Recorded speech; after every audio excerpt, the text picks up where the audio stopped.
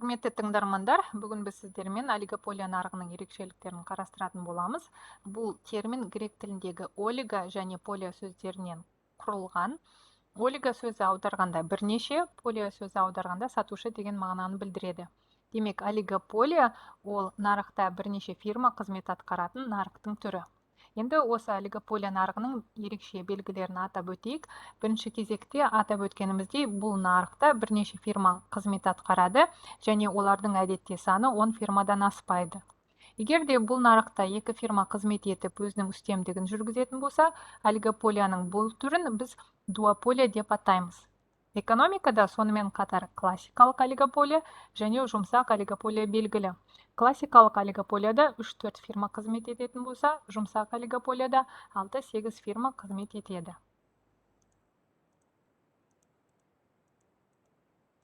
Олигополия нарығына жаңа фирмалардың кіруіне кедергілер бар, және ол кедергілер монополия нарығына ұқсас. Бірінші кезекте ол масштаб эффектісі. Бұл нарықтағы өндіріс ауқымы әдетте ірі болып келеді және ірі қаржыны талап етеді. Келесі кедергі ол мемлекет тарапынан берілетін патент арқылы жаңа фирмалардың кіруіне тосқауыл қоюға болады. Әдетте бұл нарықта сирек ресурстарға иелік ететін фирмалар қызмет атқарады және бұл нарықтағы фирмалар бір-бірімен бәсекеге түсу арқылы жарнамаға қомақты қаржы жұмсайды. Мысалы үшін Coca-Cola және Pepsi-Cola компаниялар.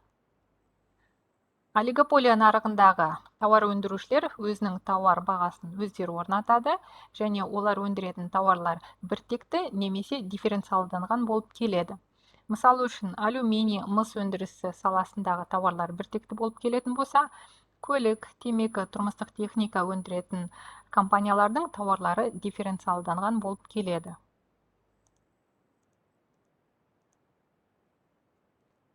Нарықта екі фирмасы бар олигополия түрін дуополия деп айтаймыз деген болатынбыз. Енді осы дуополия картель құру арқылы монополист секілді қызмет атқара алады.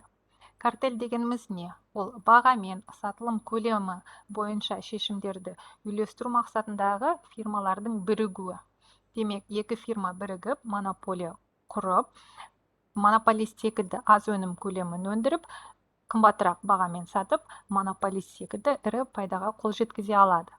Немесе дуополия нарығындағы екі фирма жасырын келісімсөз жүргізе алады. Жасырын келісімсөз дегеніміз не?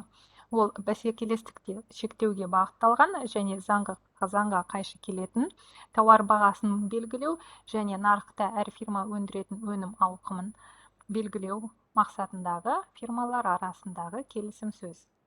Назарларыңызға рахмет.